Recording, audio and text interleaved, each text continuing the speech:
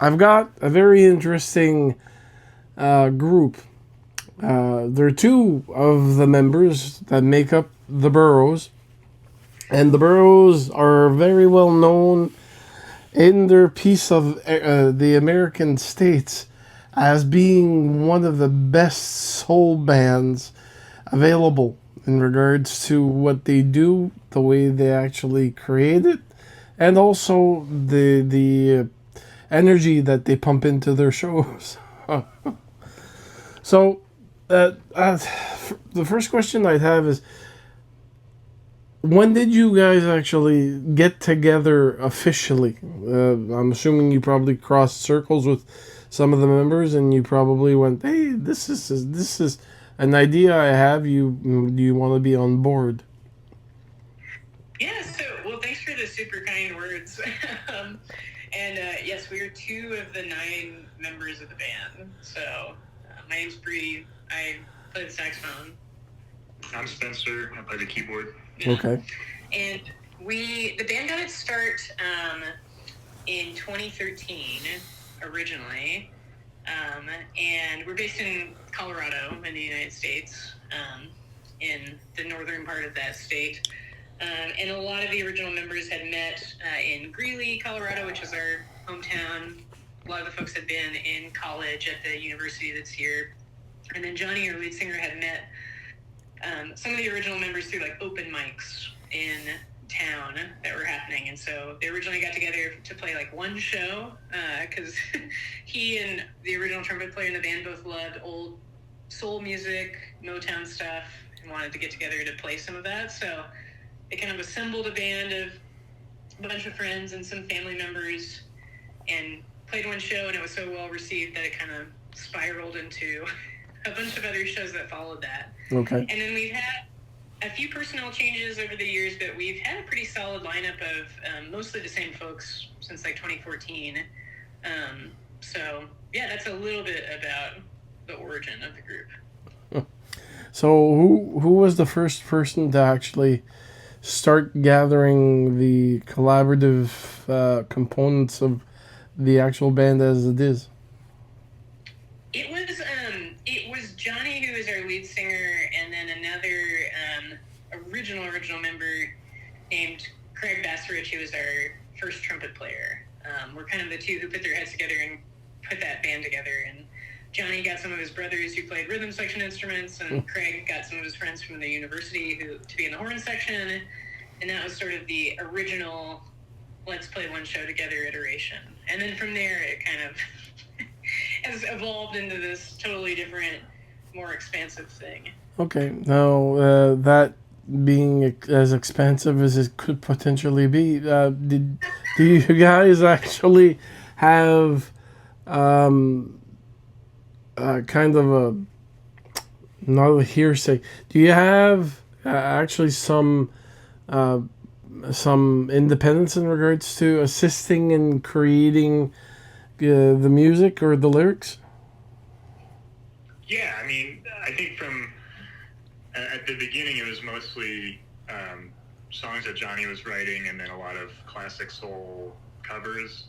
And then as the band has kind of solidified what sound we're going for and who the members are over time, there's been a lot more focusing on collaborative songwriting and people bringing in songs that they've written.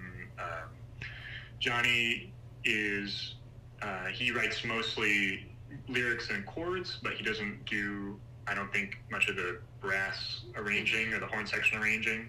So that's usually somebody else is doing that, usually horn section players, or me and the guitarist have done a couple now. Mm-hmm.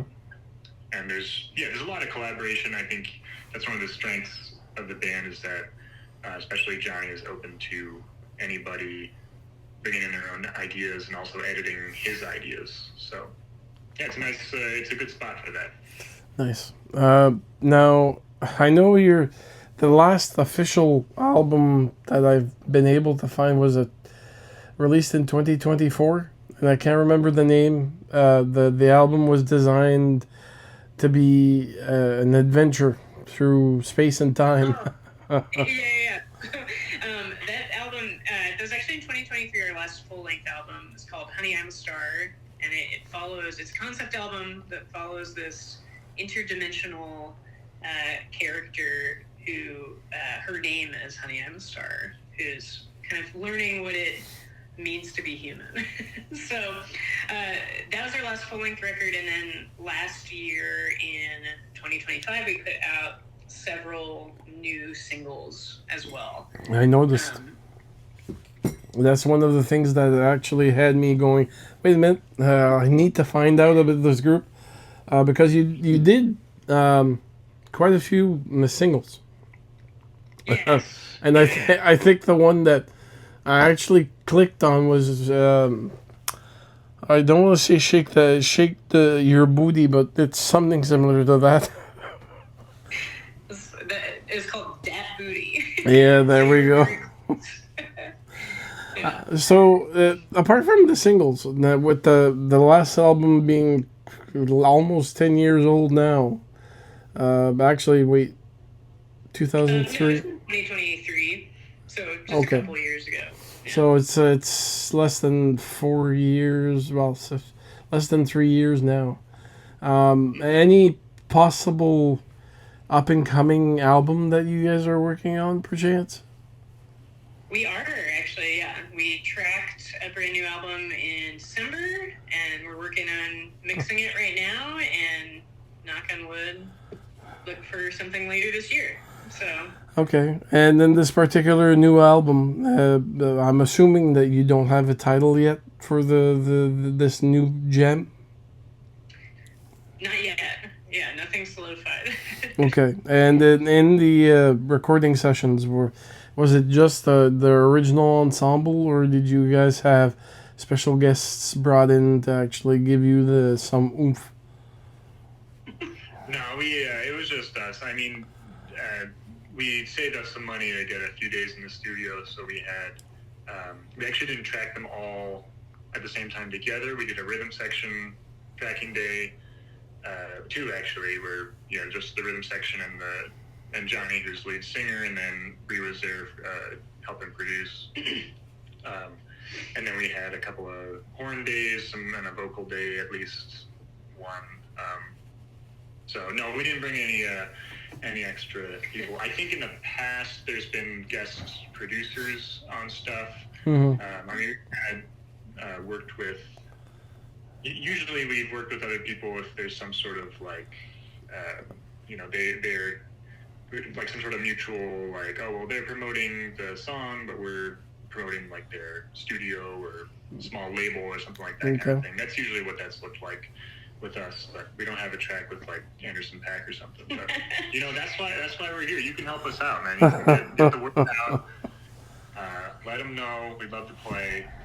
Yeah, any of their stuff we could always do, a remix or a version with guests in the future. Yeah, and of course. Features. Yeah, so we're like a totally independent outfit, and we've been working together a long time. And I think the coolest thing about the band at this point, especially with this many people in it, is like we've developed all of these skills for songwriting together, producing together. We have resources to like mix projects in our home studios now, and so we kind of have the flexibility and freedom to make whatever we want, essentially, which is a real blessing as an artist. And yeah, we just try and kind of push the boundaries of like what feels fun and inspiring and interesting and collaborative. So this project feels like what I can share about it so far is it's like very much a maximalist version of like who is in the band and their musical voices right now at this moment.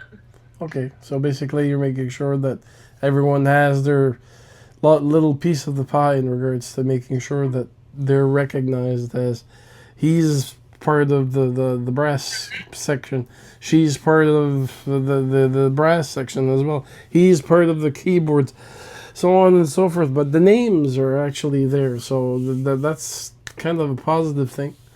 I'm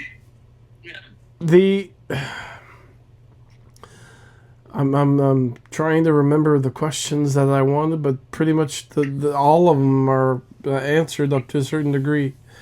You can ask anything else too.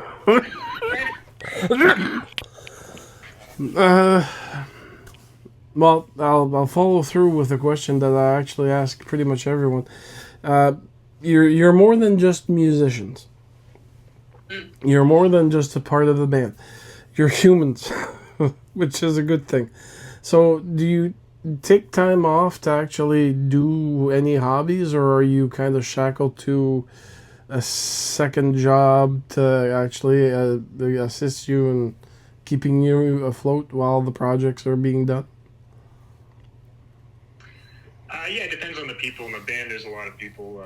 There's a couple folks that are working 9 to 5s or part-time work that's more in the realm of, quote-unquote normal job situation. I do some adjunct work at the university. Actually, a couple of us do. Some people are involved in private teaching or any sort of freelance music or arts stuff that we can get hired for. So there's a pretty wide range, but I think what's nice is that everybody is the direction of the band is obvious enough. It's to everyone. It's clear enough to everyone that there's at least enough reason to like take off time from work or like factor it into your job situation. Because I've played in plenty of bands where it was like, well, I don't know if I want to necessarily do this because I can't tell if it's going to be for real or not, and I have all this other things in my life I want to plan around.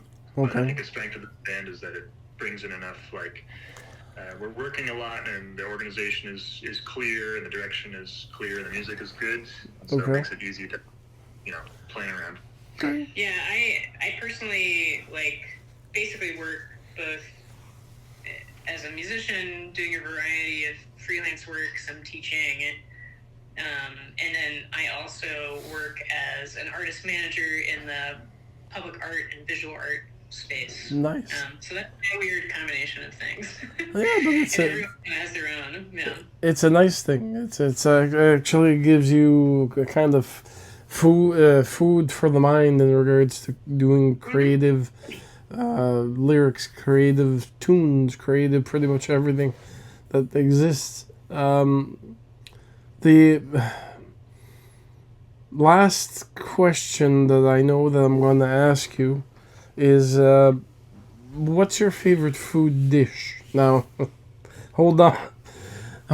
Food dish is, if I gave you a buffet with 1,000 choices, but one particular item would always be in that buffet that you'd always go to first, what would that be? And just to clarify, of food. Yes. Okay. Oh man, it's a hard question. I gotta go chicken curry. There's a Nepalese place around here that's really good. Love chicken curry. Oh, okay. Yeah, what's your choice? Well, Bree has to think about it. Yeah, I have to think about it. Yeah. For me, it would be pot roast. But the Canadian version of a pot roast, and I have all the fixings. So basically, potato, turnip, carrots, corn, but on the side, maybe stuffing, but very rarely. And then I do my the traditional flatbread that comes from my county in Madawaska, New Brunswick. Basically, it's a kind of, I don't want to call it a buckwheat pancake because it's not thick.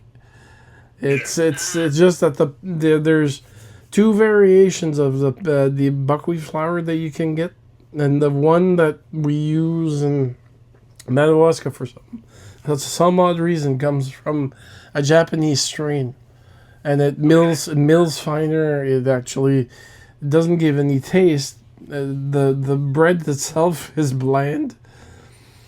To put the least, you can add salt, pepper to actually give it something, but it's typically a side bread that you actually either put anything that you want. There's some people that actually eat it with molasses. Some, like myself, eat it with maple syrup. There's some that actually mix it with the broth, and cut up pieces. But it really depends on what you have as a choice. So we got one curry, one pot roast, and what about you? Yeah, what's your choice, Bree? My choice, I'm gonna go generally with just like any kind of Mexican food, because we have really good Mexican food here in Greeley. Okay. And like some kind of like taco bar situation, but made by people who like really know how to make it. So it tastes authentic. There's no doubt about it. It's not faux empanadas or faux tacos. Yeah, we have amazing. We have in Colorado the kind of like regional specialty thing that sometimes shows up in Mexico is green chili, which is like a sauce made of chili peppers that come actually from New Mexico. So that would be salsa verde. It would be. It's actually different than that. Yeah, is it? It's a very super regional. If you ever come down here, we'll show you. Uh-huh. Yeah, it's really good. Yeah, you'd love it. You would go great with what you were talking about. It would. Yeah. It's like it almost feels like a gravy kind of. Well, you can make gravy, but typically if I do a pot roast, the gravy is done separately. So I take. Okay. There's two ways of making it. The way I make it is not to the taste of many, because I boil my meat in water with onions, some garlic, and once in a while I'll use a yellow pepper that I cut into strips and just put on top of the meat. It kind of sweetens the meat and keeps it from drying too fast. But if you're doing it the way that some of my in-laws are actually doing it, they put it in the pan with cut up veggies in the bottom. There's usually a rack so that when you're cooking it, everything else is separate. They don't add the potatoes. That's like mash on the side, turnips on the side, so on and so forth.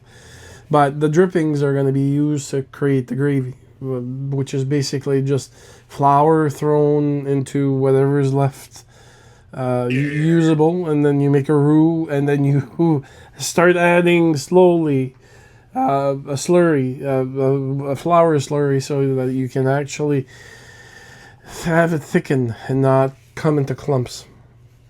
And then you add whatever spices that you want. Apparently pickling spices are good for that, but I haven't tried it. I'm thinking about it. Yeah. Well, if we're ever up in New Brunswick, we'll have to bring the whole band by and do a big roast. Yeah, trust me, a pot roast can feed at least 7 to 10 people in one sitting. We could challenge that. Yeah, well, you'll be out. Yeah, if it's a long day, if we're working like at a wedding or something, we'll need. I can just see it happening. You gotta show up. I throw a supper thing, and it's like Bilbo Wagons. They clean me out. We certainly will. So if we want to find out more about your band, I know that you've got an official website with a bio that people can read.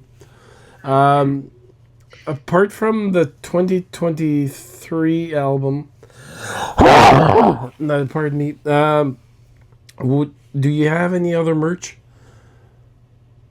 We have, right now, like the easiest way to find us online is just type in The Bourroughs anywhere you listen to music. It's spelled BURROUGHS.